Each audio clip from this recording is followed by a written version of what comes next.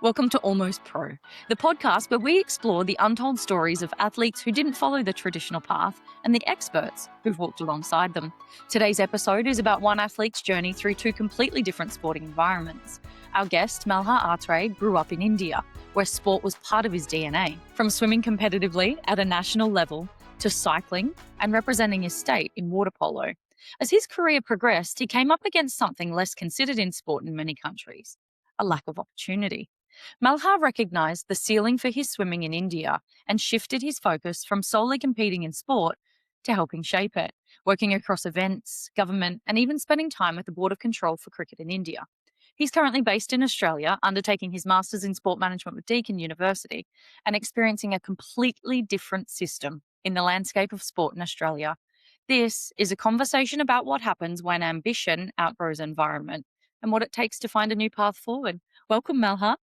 Thank you so much for having me. It's so nice to have you with us, Malhar. Malhar, we've had the pleasure of chatting with you offline and you've shared with us the most phenomenal sporting story. Tell us from your experience. You've experienced sport in both India and Australia. What do you find the biggest differences to be that people might not understand? Coming from India and being an athlete all my life, almost 15 plus years, I've been into high performance sporting landscapes. Swimming, water polo, cycling. I think the biggest difference between the Indian sports and the Australian sports, which I believe, is the opportunities, the back end support. I mean, like the overall generic support as well. Um, right from the grassroots, I mean, district level or council level to the state level, all up to the Indian team or the Australian team. So the all kind of the support team and the opportunities. Yeah, the system, right? The systems differ greatly. That's incredible. Is sport or otherwise, what surprised you the most about Australia when you arrived? I mean, the sporting culture which I found here in Australia, that is mind blowing.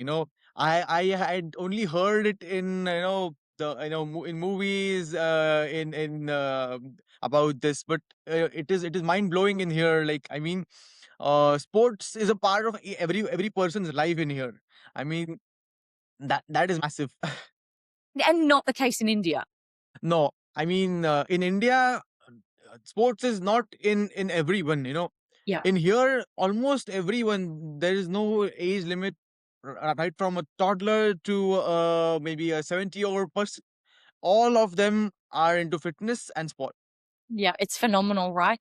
What about from India? What do you think people don't realize India does well when it comes to sport? I believe India has a massive population, so obviously there is talent in India as well. Just identifying the talent from the grassroots and channelizing them, identifying them, channelizing them, and making the most of them is what is lacking in India. I mean, almost in every sport we are having athletes and young talents looking to grow. Yeah, it's a big contrast between the two countries, isn't it? I mean, as Francis mentioned, we did chat offline for a little bit, and your story is incredible. But your story also starts from a very young age. If I'm not mistaken, did you start sport at 2? Can you run us through Yes. where did you start and where did you go? So sport basically runs into in my family. Mm. I mean, my parents, my grandmother, so all of them are national champions in their sports.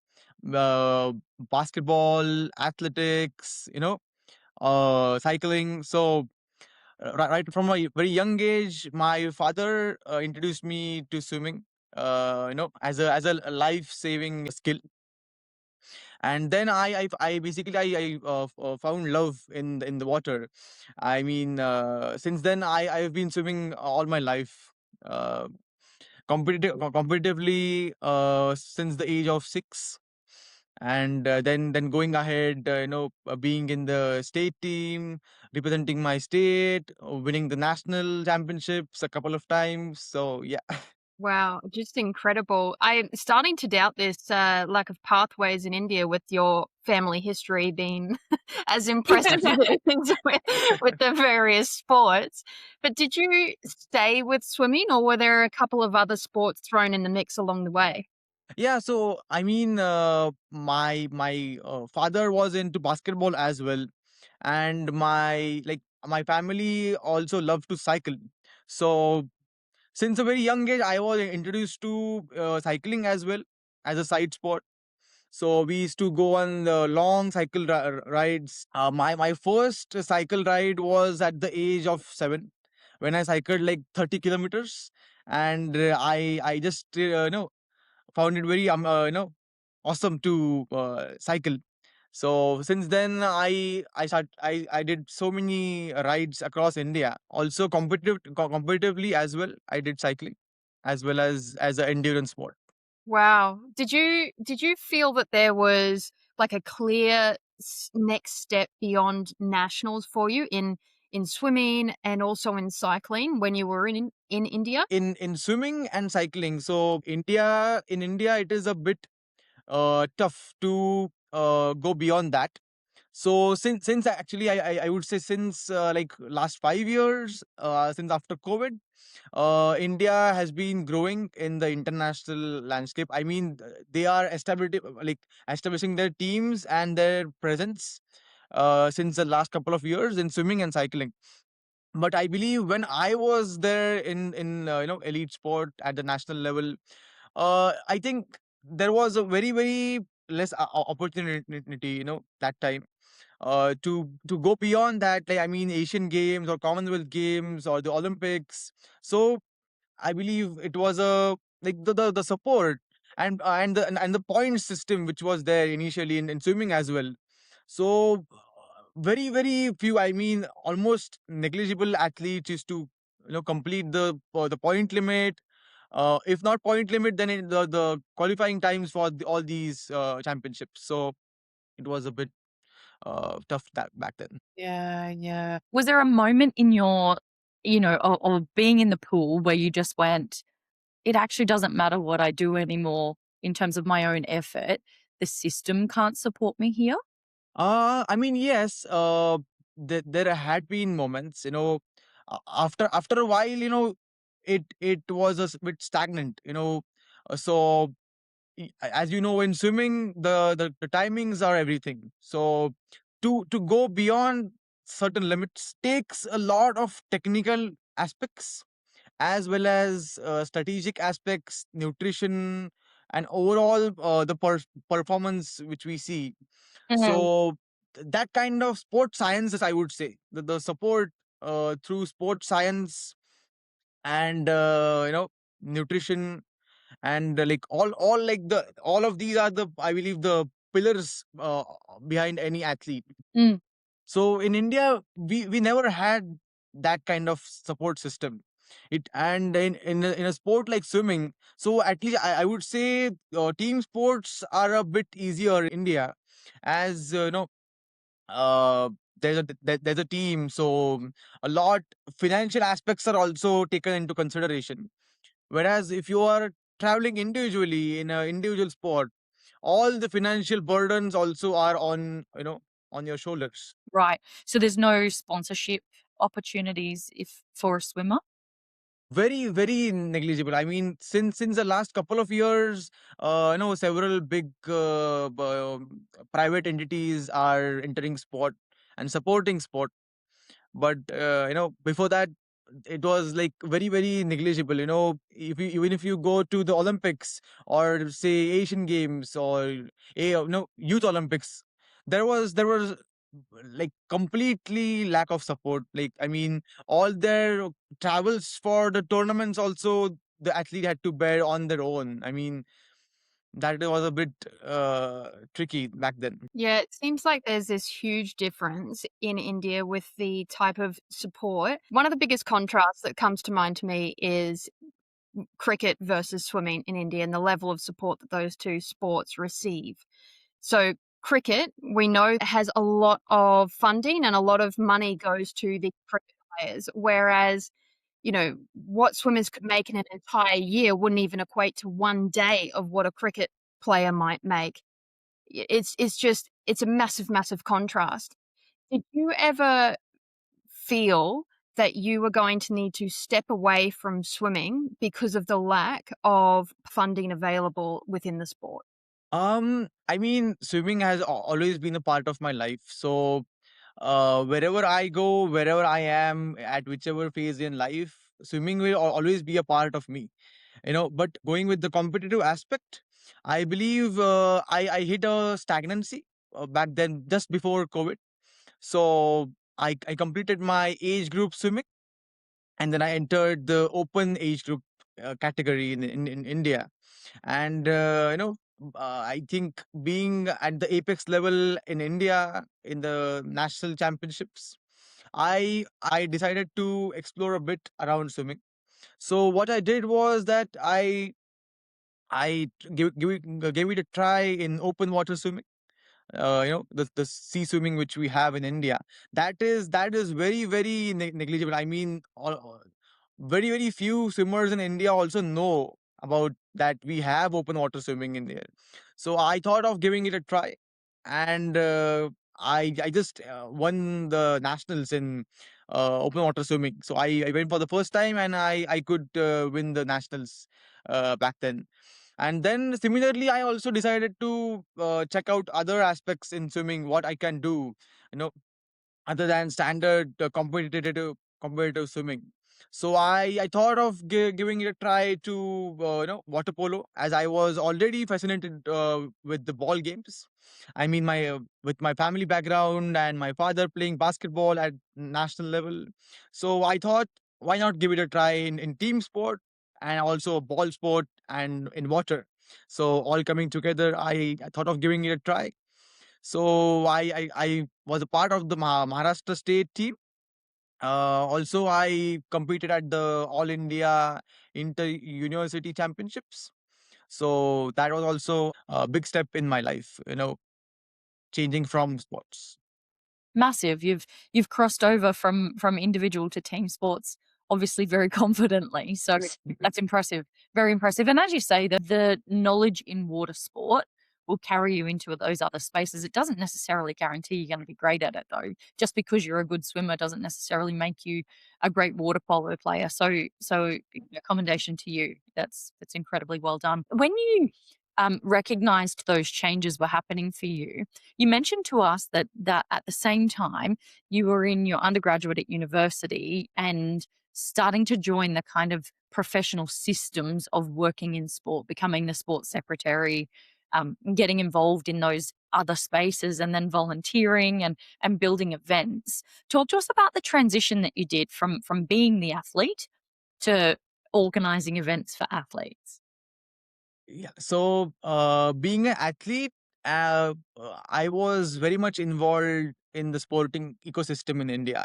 Being an athlete, coming from a family background in sport, I was like, I mean, I can remember that I had managed like the entire event for the first time. It was called the school Olympics. I mean, school and Olympics, back then in India. So I remember managing the entire school Olympics. There were some 20 sports, and I was given the task of managing all of them. So I just thought of giving it a try. So I did that, and I love to be in sport. So actually, this started a while ago when we started to do rallies, rides across India in cycling. So I have been to almost 10 states in India, Mm-hmm. covering almost 600 kilometers to 800 kilometers in every state. So it has been a long endurance cycling journey for me as well. So every year we used to go, choose one new state, and we used to go there. We used to promote cycling there. We used to get associated with several clubs which are running there in cycling, and we used to basically take a theme and go to that state and promote sport and overall the generic issues which we have in India. So I think from there I could get identify my passion for converting from an athlete to being on the other side, Yeah. being into sport organizations. Did you find the shift to organizing sport was actually not particularly difficult because you understood it from an athlete's perspective? Yes, I have organized a couple of marathons, triathlons, and duathlons with several stakeholders in India, like the government of India, the Sports Authority of India, maybe several private bodies. So I basically I could immediately, identify how the process works, working in sport. As I have already been an athlete, wasn't a big shift for me. It was like, as like I am being involved in that process. I already knew like each and every step on how to, organize, like for example, a marathon Yeah. or maybe a swimming event. So I was already into that, so it wasn't a bit, just to understand the process, and then I could immediately take on it. So Yeah. Yeah. Yeah. So did that allow you to then be able to identify some gaps of pathways and systems by having this athlete understanding and then working in that space? mhm. So when I was working, I just started to work. I was just like, yeah, in the initial times, I was still competing and working in sport as well, gaining some experiences. So I could definitely see several gaps, several lack of opportunities in India. I could see the talent, but the lacking opportunities. The financial support, the mental support, the nutrition support, the right amount of coaching. So basically, I would say that the opportunities which I lacked when I was growing in sport, so I could see a similar kind of opportunity, like lack of opportunities with these athletes as well. So I had several chats with, multiple stakeholders in government level, the sports apex level bodies as well. And since then, I could see so many changes. We have so many initiatives now, grassroots initiatives like Kelo India. We have like an entire body now, in India. It's called Kelo India, like play for India. Oh, right. So several initiatives have been launched, from the government also. Like, some basic initiatives like 1 hour of sport every week. All these government offices. So almost in every government offices now we have like 1 hour sports compulsory, which is a very big move, I Yeah, believe. that's great. Yeah, that's really interesting. So you're in Australia now, completing your masters, Deakin University out of Melbourne. Are you still going to swim while you're here? Like I said, swimming will always be a part of me. I think I will be now on the other side, helping all of these athletes, being a part of the managing system, like the organizing system, you know. So I believe I want to give back to sport, So I think I'll be on the other side of sport. Yeah. And what does that look like then, Malhar? So we're not chasing Olympics as an athlete. Are we chasing work at the Yes. Olympics in Brisbane 2032? Yeah, yeah. So I have some couple of plans, for me, and I come to Australia with all of these plans, in my mind. I have like a timeline, and I have, set all of that for me. So of course, my long term goal will be to work at Brisbane, Olympics, um, down the line. But till then, I would like to tell you that I was working at the BCCI, the Board of Control for Cricket in India. I could see I could work at the apex body in the world of cricket, and gain some like really good exposure, contribute to several associations in like state cricketing associations across India. several grassroots pathways, infrastructure development. I was a part of several bodies, and I've also organized several domestic cricket tournaments and supported the operations for the BCCI in the domestic season. Mm-hmm. So I've seen like the grassroots development in India. Mm. How like from talent identification to how the scouting is done, to how the sponsors come on board, to how we send them for the IPL or similar leagues, and like there are so many aspects to it. So I believe initially, like we have financial support for athletes all, like I mean everywhere, but in cricket especially we have multiple private holders as well, and the BCCI is one of the, like I mean BCCI is the most powerful and financially most powerful association in the world for cricket. So just channelizing the monetary aspect and using it effectively and efficiently for every state. I mean, it is just the decentralization of the, I mean, like the federation. So the BCCI, so we come from the ICC, then the BCCI, then all the several state associations, and we have the district associations under them. So the flow of money, is been massive in India.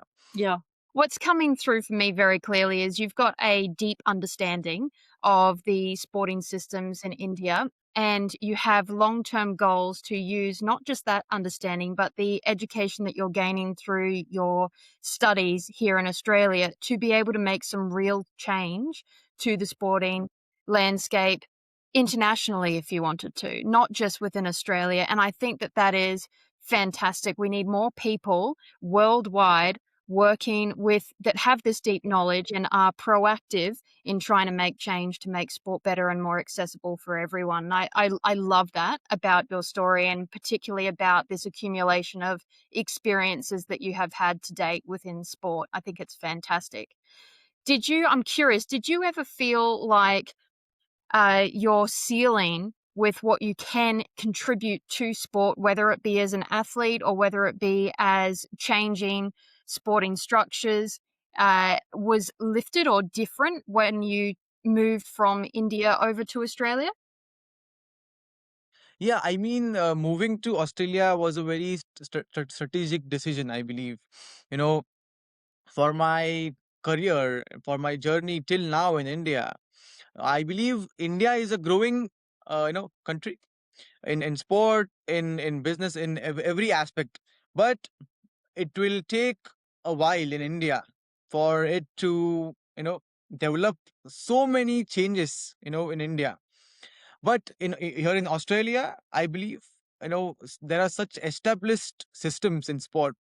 There is very clear definition of how sport is has to be run in here. We have so many years of established federations and the leagues, and how the athletes are channelized, and how they're focused on and nurtured. So that has been a very big thing, I would say. In India, uh, all of these aspects are lacked. So for an athlete, the last option I would say is to work in a government job, maybe no, so that is the last aspect. No, if you have to continue swimming or any similar sport which doesn't have the support, the revenue, the support, so there are only two options left. Either you have to completely be like super rich, or otherwise you should have to do some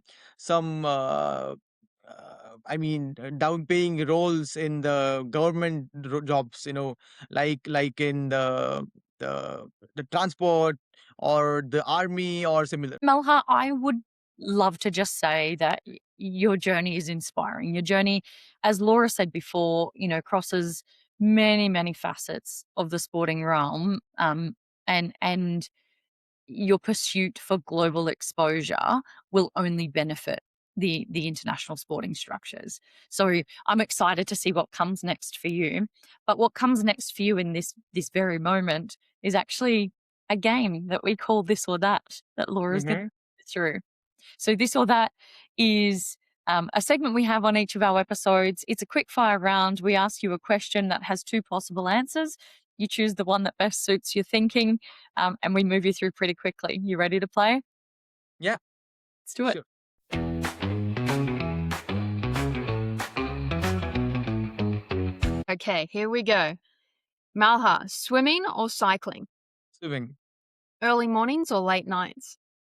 Early mornings. Australian football or cricket? Cricket. Beach or city? Beach. Athlete or organizer? Athlete. Podcast or book? Podcast. Individual or team sport? Individual, but I mean both are good for me. So Process or outcome? the process. And last one, competition or mateship? Competition. Love it. Thanks for playing This or That, Malhar. Thank you.